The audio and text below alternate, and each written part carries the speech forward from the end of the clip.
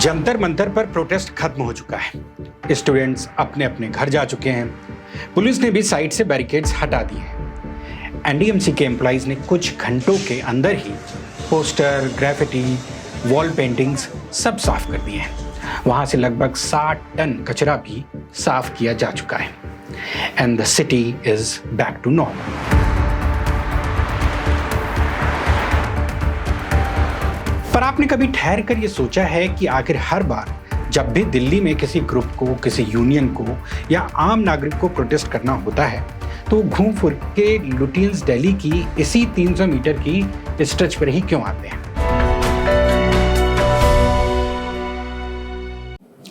जंतर मंतर का अपना इतिहास है।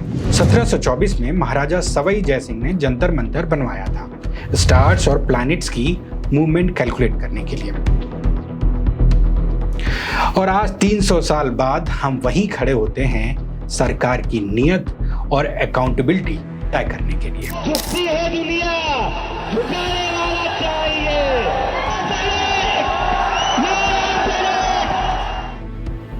It's ironic, right? But this is not an accident. ये जो 300 मीटर का स्ट्रेच आप देखते हैं, ये सिर्फ एक रोड नहीं है, ये एक डेलिबरेट अर्बन प्लानिंग टूल है जिसे हम डेजिग्नेटेड प्रोटेस्ट साइट कहते हैं। बेसिकली वो एक स्पेशल कंटेनर होता है। Today we are going to take deep dive into the architecture of dissent कि हमारी सरकारें, अर्बन प्लानर्स, ज्योग्राफी, इंफ्रास्ट्रक्चर और बैरिकेड्स का इस्तेमाल करके या उसको यूज करके ये तय करते हैं कि आप यानी कि आम नागरिक कहाँ बोल सकते हैं, कितना तेज बोल सकते हैं और आपकी आवाज कहां तक जाएगी। ओरिजिनली दिल्ली में प्रोटेस्ट का सीन बिल्कुल अलग हुआ करता था। प्रोटेस्ट साइट जंतर मंतर था ही नहीं। बोट क्लब, इंडिया गेट के पास जो एक बोट क्लब था, वहां पर प्रोटेस्ट हुआ करते थे। एकदम इंडिया गेट के पास, राइट ऑन राजपथ जिसे कर्तव्य पथ कहते हैं, पार्लियामेंट के सामने। Look at the optics of that space. जब बोट क्लब में प्रोटेस्ट होता था तो डिसेंट लिटरली अनइग्नोरेबल था। टर्निंग पॉइंट आया अक्टूबर 1988 में। भारतीय किसान यूनियन के लीडर महेंद्र सिंह टिकैत ने लगभग 5 लाख किसानों के साथ बोट क्लब में धरना देना शुरू किया। पार्लियामेंट हाउस के बाहर से आम जिंदगी का चलना नामुमकिन हो गया था और यहां तक कि इंदिरा गांधी की डेथ एनिवर्सरी का इवेंट भी शिफ्ट करना पड़ा लाल किले के पीछे वाले मैदान में। That was the exact moment when the state panicked. Administration को यह समझ आ गया था कि अगर पब्लिक को पावर के इतने पास फिजिकल एक्सेस दिया गया तो गवर्नेंस मैनेज करना मुश्किल हो जाएगा। इसके बाद 1990 के शुरुआती सालों में ट्रैफिक मैनेजमेंट, वीवीआईपी सिक्योरिटी और पब्लिक न्यूसेंस का हवाला देकर बोट क्लब में किसी भी तरह के धरना प्रदर्शन को परमानेंटली बैन कर दिया गया और सारे प्रोटेस्ट को रीडायरेक्ट कर दिया गया एक नैरो सेक्लूडेड साइड स्ट्रीट में, यानी कि जंतर मंतर रोड पे। अर्बन ज्योग्राफी की लैंग्वेज में इसे कहते हैं स्पेशल कंटेनमेंट। अब जरा जंतर मंतर रोड के अर्बन डिजाइन को डाइसेक्ट करते हैं। पुलिस और एडमिनिस्ट्रेटिव कंट्रोल के पर्सपेक्टिव से देखें तो ये एक मास्टरपीस ऑफ स्पेशल कंटेनमेंट है। The first factor is the geometry of a corridor. Jantar Mantar कोई ओपन स्क्वायर नहीं है, like Trafalgar square in London और जो बोट क्लब हुआ करता था इंडिया गेट के पास। ये एक नैरो लीनियर स्ट्रीट है। पुलिस को बस दोनों एंड्स पे बैरिकेड्स लगाने होते हैं और पूरा प्रोटेस्ट एक क्लोज्ड कंटेनर में लॉक हो जाता है।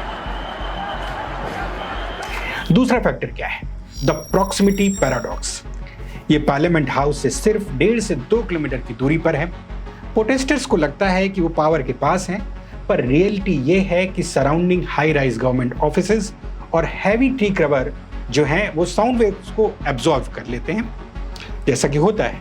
और प्रोटेस्टर्स वहां दिन भर नारे लगाते हैं, पर पार्लियामेंट के अंदर बैठे लॉ मेकर्स को ना वो भीड़ दिखती है, ना ही उनकी आवाज सुनाई देती है। तीसरा फैक्टर है वॉल्व कंट्रोल, यानी कि it is not just barricades on the asphalt, the state controls the public transport too, internet connectivity too. जैसे ही प्रोटेस्ट ने मोमेंटम पकड़ा, मैं जनजी प्रोटेस्ट की बात कर रहा हूँ, बहुत सारे मेट्रो स्टेशंस पर एंट्री और एग्जिट पर रोक लगा दी गई। और ये सिर्फ अभी नहीं हुआ है, ये जब भी बड़े प्रोटेस्ट हुए हैं इस तरह की रोक लगाई गई है, चाहे वो अन्ना आंदोलन हो या निर्भया की हत्या के बाद जो आंदोलन था, वहाँ पर इस तरह की रोक उस समय भी हमें देखने को मिली थी। सेंट्रल दिल्ली में इस बार भी इंटरनेट बंद कर दिया गया। In urban planning it is throttling the transit valve.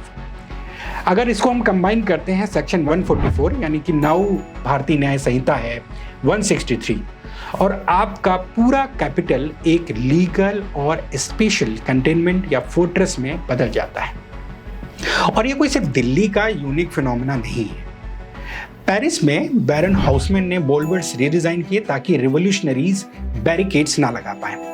Cairo में 2011 में अरब स्प्रिंग के बाद तहरीर स्क्वायर को मॉडिफाई कर दिया गया और उसके आसपास सरकारी बिल्डिंगें, म्यूजियम और ओपन स्पेस बना दिया गया ताकि वहां पर इस तरह की प्रोटेस्ट को आसानी से कंट्रोल किया जा सके। इस्तांबुल में जेजी पार्क प्रोटेस्ट के बाद तकसीम स्क्वायर को रिस्ट्रक्चर किया गया। मुंबई में आजाद मैदान, बेंगलोर में फ्रीडम पार्क, कोलकाता में ब्रिगेड परेड ग्राउंड, हर शहर में अपना एक डेजिग्नेटेड प्रोटेस्ट जोन है और वो इस तरह से डिजाइन किया गया है ताकि लोग प्रोटेस्ट भी कर सकें और शहर में आम जिंदगी भी प्रभावित ना हो। अगस्त 2017 में बात करते हैं जंतर मंतर की फिर से। एनजीटी ने जंतर मंतर पे हर तरह के प्रोटेस्ट को बैन कर दिया था और उन्होंने ये कहा था कि क्योंकि नॉइस पोल्यूशन हो रहा है, एनवायरमेंटल डैमेज हो रहा है और वहाँ के जो आसपास लोग रहते हैं उनको दिक्कतों का सामना करना पड़ता है। लेकिन जुलाई 2018 में सुप्रीम कोर्ट ने कहा कि there has to be a balance between the right to protest and the right of residents to live peacefully.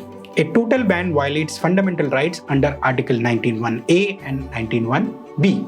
Court ने कहा प्रोटेस्ट करना आपका कॉन्स्टिट्यूशनल राइट है, पर एडमिनिस्ट्रेशन इसे रेगुलेट कर सकता है। रेगुलेशन के अनुसार यहाँ पर 1000 से ज्यादा प्रोटेस्टर्स एक समय पर इकट्ठा नहीं हो सकते।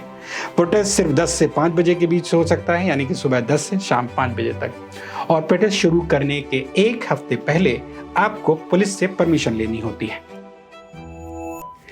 जब हम डिसेंट की बात करते हैं तो एक छोटे सैंडबॉक्स में अगर शहर उसको लॉक करने की कोशिश करता है तो ये हर बार असफल ही हुआ है।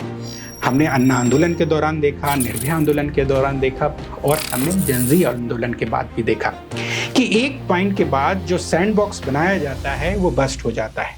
सिटीजन डेजिग्नेटेड साइट्स को रिजेक्ट कर देते हैं। प्रोटेस्ट स्पिल ओवर होकर शहर की आर्टरीज में फैल जाता है।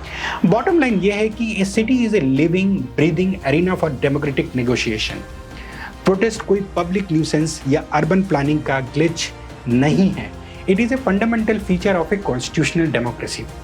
अर्बन थ्योरिस्ट डॉन मिशेल ने लिखा था कि public space is not simply given, it is always created through struggle and it is maintained only by being used. At the end of the day एक democratic शहर की असली पहचान इससे नहीं होती कि वहां की सड़कों पर गाड़ियां कितनी तेज दौड़ती हैं, बल्कि इससे होती है कि वहां के आम नागरिक के पास खड़े होने, दिखने और अपनी आवाज सुनाने के लिए कितनी जगह बाकी है।